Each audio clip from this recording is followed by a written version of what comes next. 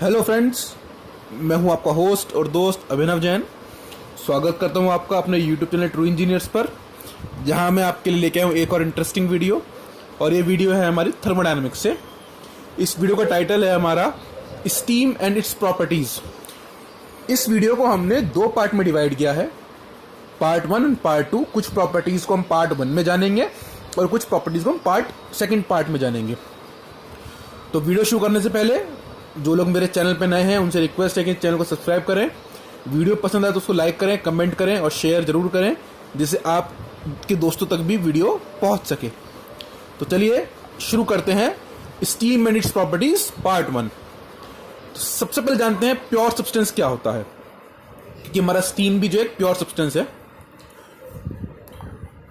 Pure substance वो होता है जिसमें सिंगल स्पीशी हो, होमोजीनियस हो और फेज से इतर उसका जो केमिकल कॉम्पोजिशन है वो इनवेरिएबल हो, वो चेंज ना हो।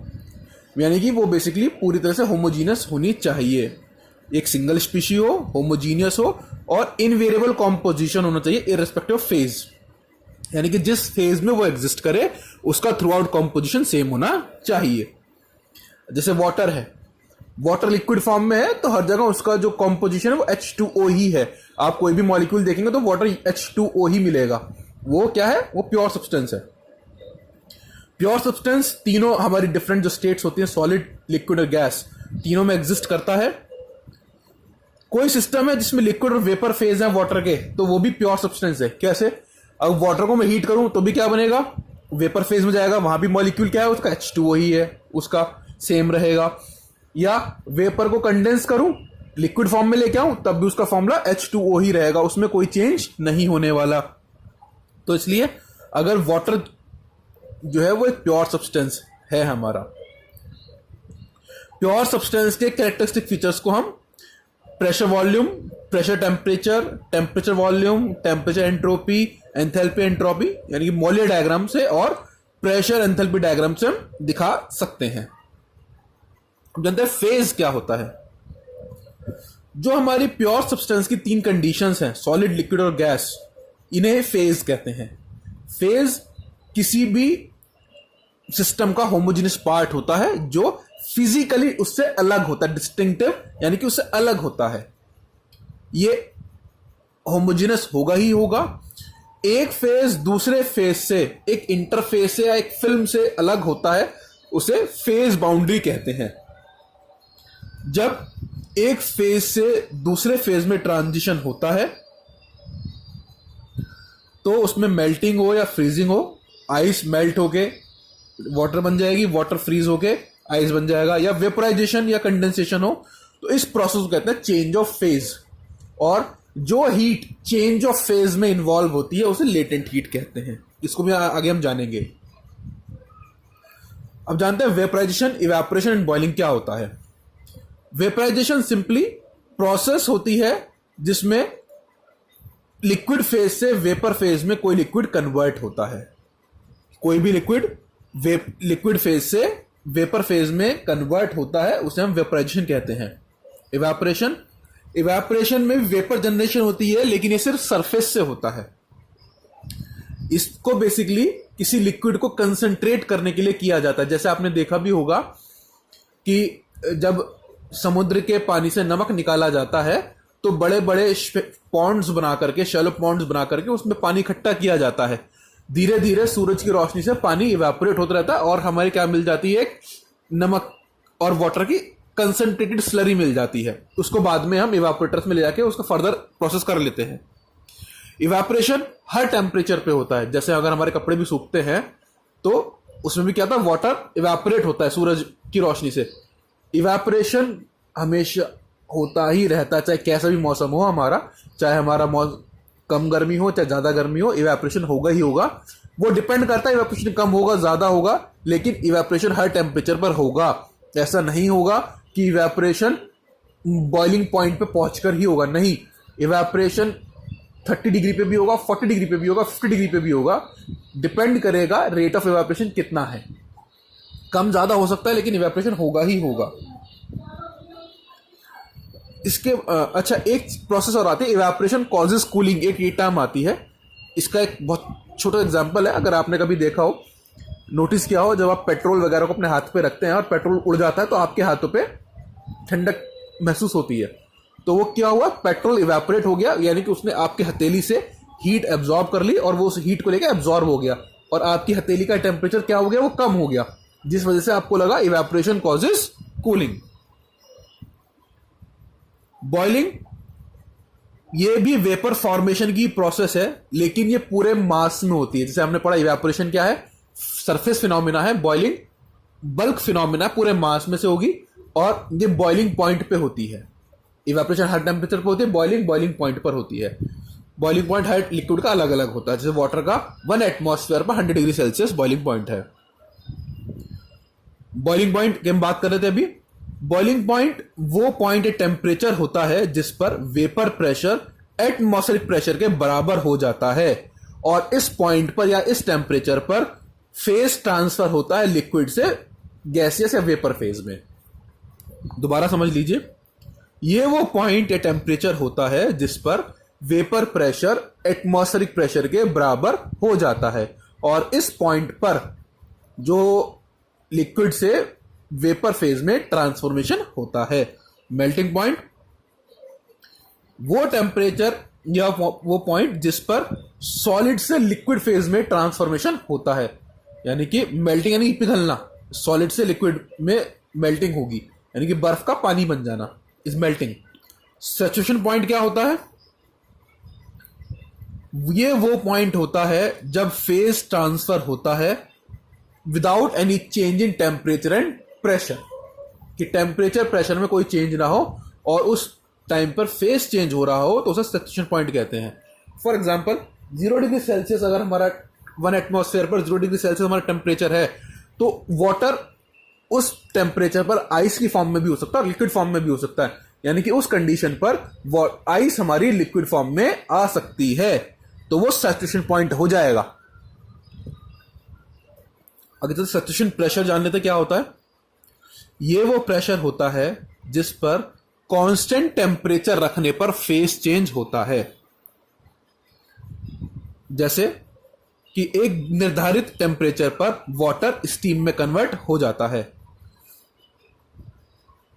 जैसे वाटर का boiling point 100 degree Celsius 1 atmosphere पर है और अगर उसको 122 कर दूं तो वो 2.1 एटमॉस्फेयर पे हो जाएगा, यानी कि 1 एटमॉस्फेयर पर बॉइलिंग पॉइंट 100 डिग्री सेल्सियस है, 2.1 एटमॉस्फेयर पर बॉइलिंग पॉइंट 122 डिग्री हो जाएगा, यानी कि 100 डिग्री सेल्सियस पर 1 एटमॉस्फेयर सैचुरेशन प्रेशर हो जाएगा और 2.1 एटमॉस्फेयर 122 डिग्री सेल्सियस पर 2.1 एटमॉस्फेयर सैचुरेशन प्रेशर हो जाएगा।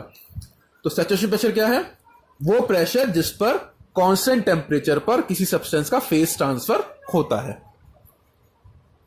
सैचुरेशन टेम्परेचर ये वो टेम्परेचर होता है जब प्रेशर को कांस्टेंट रखने पर फेज ट्रांसफर हो जाता है। जब प्रेशर को कांस्टेंट रखने पर फेज ट्रांसफर हो जाता है, यानी कि अगर मैं 1 एटमॉस्फेयर कर दे रहा हूं, प्रेशर कांस्टेंट कर दे रहा हूं, तो वाटर का फेज किस पे होगा, 100 डिग्री सेल्सियस पर चेंज होगा, तो वो उसका सैचुरेशन टेम्परेचर हो जाएगा। ट्रिपल पॉइंट, ट्रिपल पॉइंट वो पॉइंट होता है जहां पर तीनों फेज वाटर के एग्जिस्ट करते हैं। सॉलिड, लिक्विड, गैस, वाटर तीनों फेज में एग्जिस्ट करता है, वो ट्रिपल पॉइंट होता है। ट्रिपल पॉइंट क्या है वाटर का, 273.16 केल्विन। अब जान लेते हैं स्टीम, आते हैं स्टीम के बारे में, स्टीम की बेसिक डेफिनेशंस। देखिए हम स्टीम की ही बात करनी है, ये तो एक भूमिका बनाई थी कि अब तो कि हमने वाटर संबंधित बात करी है तो स्टीम बनाने के लिए तो भूमिका ही जरूरी थी बनानी। स्टीम क्या है, स्टीम वाटर की वेपर है और जब प्योर और ये ड्राई होती है तो इनविजिबल होती है। ये स्टीम इंजन्स में, स्टीम टर्बाइंस में, प्रोसेस प्लांट्स में एज अ वर्किंग सब्सटेंस या वर्किंग फ्लूइड की तरह काम करती है। जब ये परफेक्टली ड्राई होती है तो ये जो हमारे गैस लॉज हैं, जितने भी हमारे गैस के नियम है, चार्ल्स लॉ है, डाल्टन्स लॉ है, इन सभी नियमों का ये पालन करती है। वेट स्टीम क्या होती है?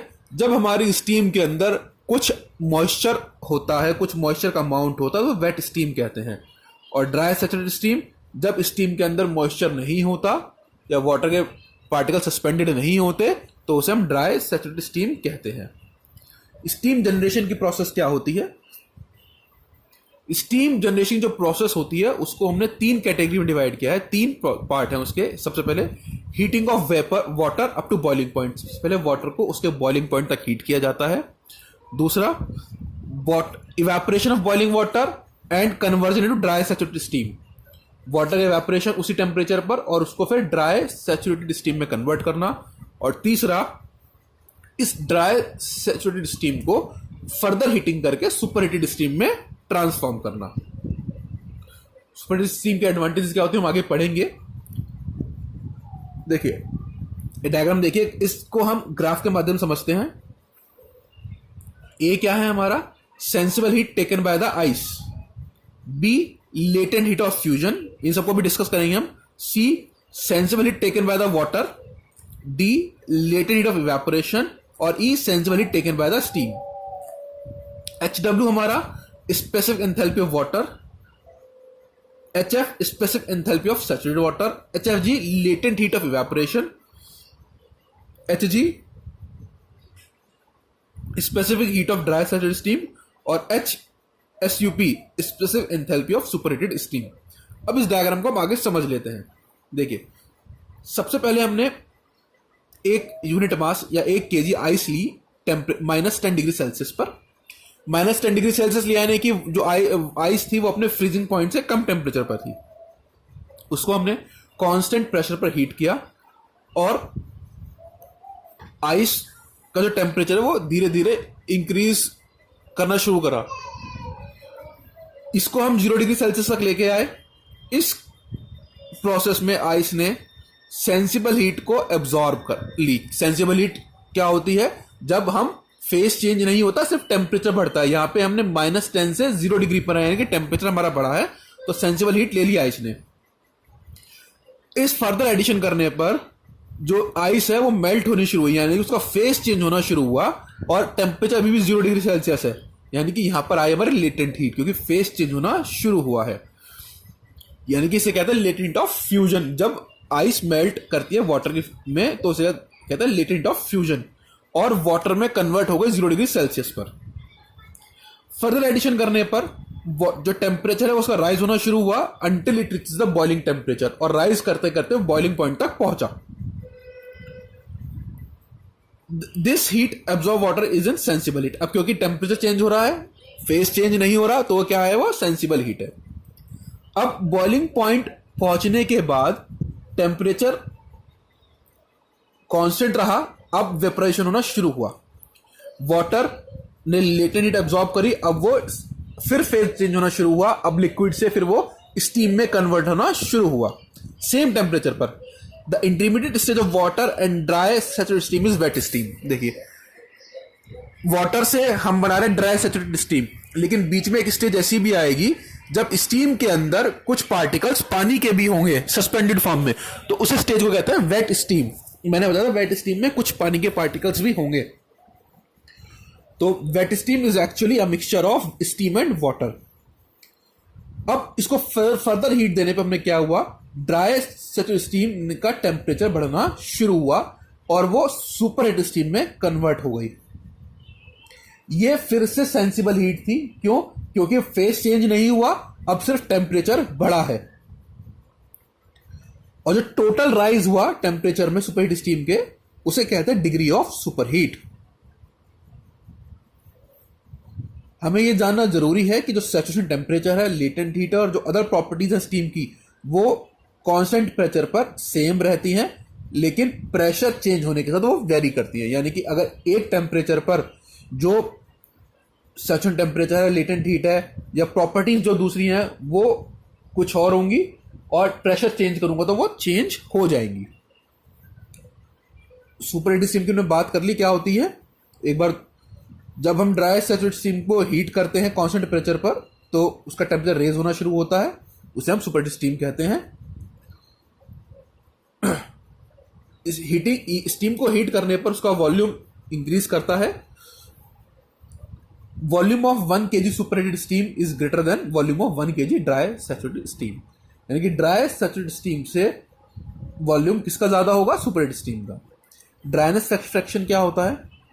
ड्राइनेस फ्रैक्शन बहुत इंपॉर्टेंट टर्म है, इसको ध्यान रखिएगा। हम आगे भी यूज करेंगे, जब हम सेकेंड वीडियो में बात करेंगे स्टीम की प्रॉपर्टीज की, तो वहां भी ये यूज होगा कि ड्राई स्टीम का मास और वेट स्टीम के सेम मास की रेशियो होती है, उसे ड्राइनेस फ्रैक्शन कहते हैं।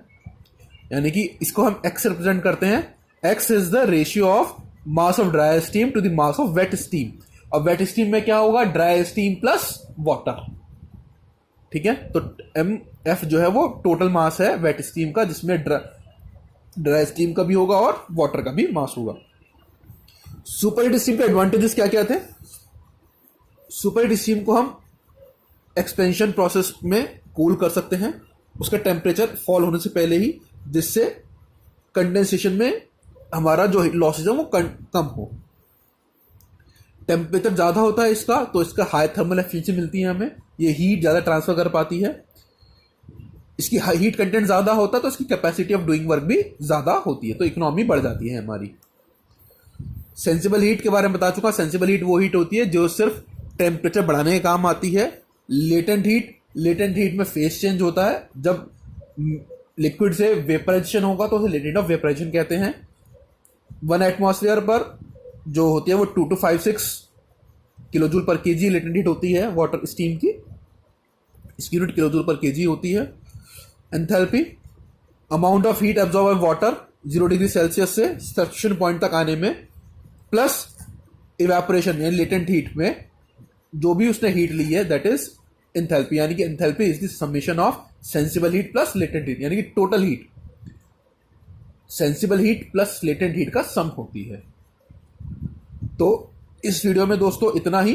उम्मीद है आपको कुछ डाउट्स क्लियर हुए होंगे। सुपरहीटेड स्टीम क्या होती है, ड्राई सैचुरेटेड स्टीम क्या होती है, ड्राई फ्रैक्शन क्या होता है, और स्टीम जनरेशन की प्रोसेस क्या होती है। इसकी सेकंड वीडियो भी मैं बहुत जल्दी अपलोड करूंगा। ये पार्ट 1 है। पार्ट 2 में हम वॉल्यूम्स, स्पेसिफिक वॉल्यूम्स, एंथैल्पीज, इनके बारे में और जानेंगे, डिटेल से जानेंगे। उसकी वीडियो भी मैं बहुत जल्दी अपलोड करूंगा। तो इस वीडियो में इतना ही। वीडियो पसंद आए तो उसको लाइक करें, कमेंट करें, शेयर करें। Thank you.